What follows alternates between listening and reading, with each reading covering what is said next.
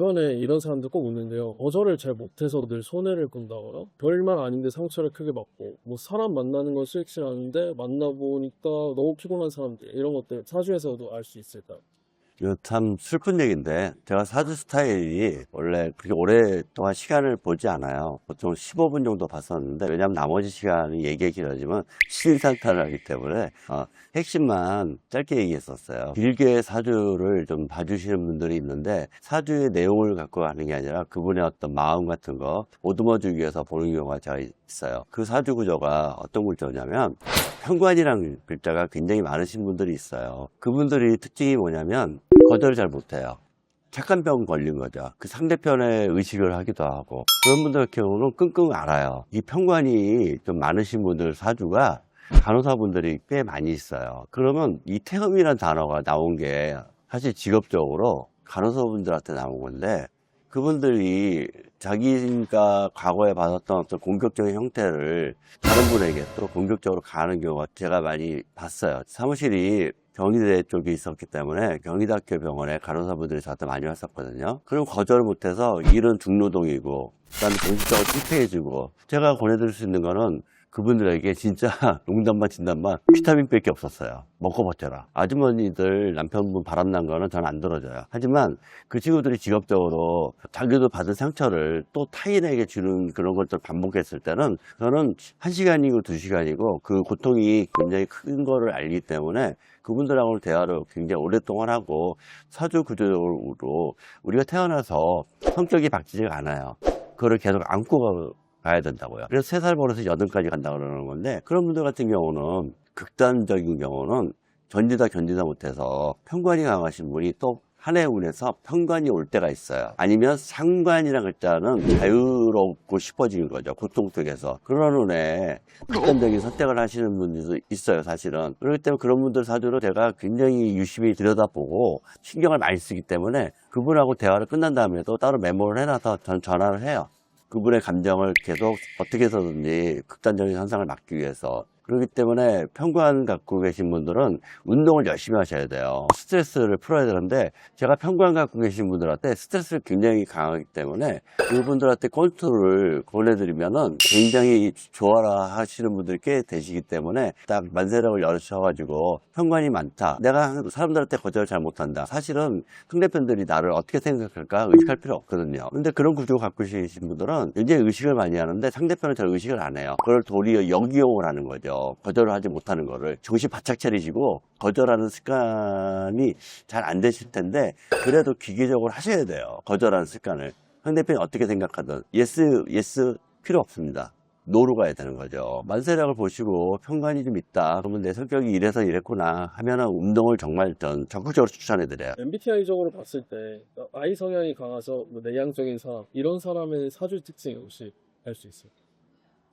사주는 극과 극인데 상관이라는 게 있고 현관이라는 글자가 있어요. 현관이 굉장히 강하면 칠살이라고도 얘기하는데, 이 상관 같은 경우도 약간 T 같은 경우예요. 그 다음에 현관 같은 경우 I 같은 경우인데, 외양 내양이 너무 반대의 성격이 나타나죠. 근데 제가 봤을 때 그 이혼을 하는 구조들은 그 두 분이 90%를 주도적 세력이지 않나 싶은데, 내가 너무 많이 표현하면 상대편도 힘들겠죠. 그리고 또 너무 내향적이어도 어떤 생각을 갖고 있는지 잘 모르니까, 굉장히 내향적인 분들은 굉장히 여러 가지 복합적인 현상이 나타나는데 참다 폭발하는 경우도 있고, 제일 무서운 거죠. 그게 살이거든요. 어떤 극단적인 현상이 나타나는 것 같은 경우는 아이 같은 성향이신 분들이에요. 왜냐하면 어느 정도 적당히 표현하면은 다툼은 계속 있을 수 있지만 극단적으로까지는 가지는 않아요. 내향적인 아이 성향인 분들은 그때그때마다 풀어주셔야 되는데, 그거를 또 어떤 부분에서 내향적인 분들이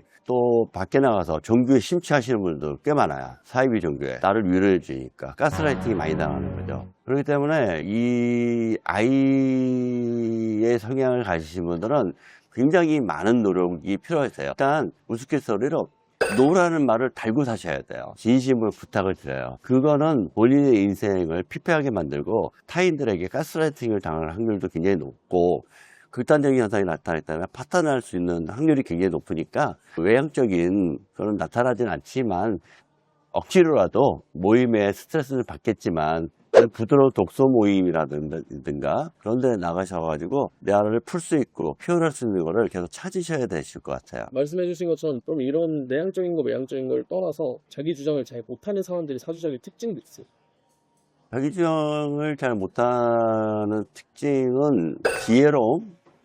난 표현이 될 수도 있기도 하고, 또 어떤 편으로는 중간자일 수도 있고, 표현을 안 한다는 거는 귀찮음일 수도 있고, 여러 가지 형태가 있는데, 일단 내향적이다라는 뜻의 의미는 속에서 좋은 게 좋은 거다라는 경우는 인성적이라는 성분에 갖고 계신 분들, 관성이라는 성분, 그런 글자인 분들이 그런 현상이 있는 거고, 이 극단적인 현상이 나타나는 거는 상관, 편관, 그런 치우친다, 그런 글자들을 갖고 계신 분들 같은 경우인데, 내향적이라서 다 나쁜 것만은 또 아니고 지혜롭게 사람들과 다툼을 하지 않기 위해서 말을 아끼는 경우도 있기 때문에 뭐 다 나쁘다고 볼 수만 없고요. 요즘 20, 30대에서 인간관계에 지쳐서 이렇게 많이들 은둔형 외톨이가 많이 생기는 추세인데, 이뭐 외로움을 많이 느끼는 그런 사람들의 특징도 사주적으로 나타나는 편인데, 전문적으로 가게 되면은 구조적으로 딱딱 글자들이 있는데 그렇게 보기에는 구독자분들이 어려우시니까 만세를 열어서 사주에는 인성이라는 게 있는데 인성이라는 게 생각을 파묻히게 만들어요. 이 인성이라는 건 사주에서 어머니라는 글자인데 어머니의 간섭이 너무 지나치면 묻히는 경우가 있어요. 이 스스로 내가 독립적이지 못하고, 그래서 마마보이라는 게 인성이 많은 사람들 마마보이라고 하는 거예요. 그런 분들이 너무 과다하다 보면은 내 스스로 생존 능력이 사라지기 때문에 결론적으로 히키코모리처럼 그런 현상이 나타날 수밖에 없어요. 그러니까 아까 말씀드렸듯이 편관이 과다한 거하고 이 인성이 과다한 거의 차이점은 굉장히 다른데, 인성이 과다한 분들은 사실 극단적인 데까지 가지 않지만 옆에 있는 분들이 속이 터져요. 나올 생각을 안 하니까. 그렇기 때문에 뭐든지 사주에서 과다함을 좋지는 않은 건데, 그 인성이 과다하신 분들이 은둔형 외톨이가 되기 때문에 운에서 바뀌면 이 상관이라는 운이 또 다가올 때는 나오기도 하고 그러는데, 참 그런 경우도 제가 안타깝죠. 은둔형 외톨이 같은 경우도 어찌됐건 저는 개인적으로 상담을 어떻게든지 내 본인이 이런 글자가 있어서 이런 현상이 나타나니까 극복을 해보자고 설득하고 얘기를 하죠. 그러니까 제가 사주 볼 때 시간을 많이 할애하는 거는 현관이라는 게 과다하신 분들, 그 다음에 정인 편이라는 글자가 과다하신 분들한테는 굉장히 시간을 많이 할애하니까 성격적으로 그런 기질이 있는 것 같다. 그럼 저에게 상담해 주시면은 사주적으로 이러한 성분 때문에 나를 알고 있으면은 좀 더 살기가 편하기 때문에 설명해 드릴 수 있으니까 언제든지 전화 주셔도 괜찮으실 것 같습니다.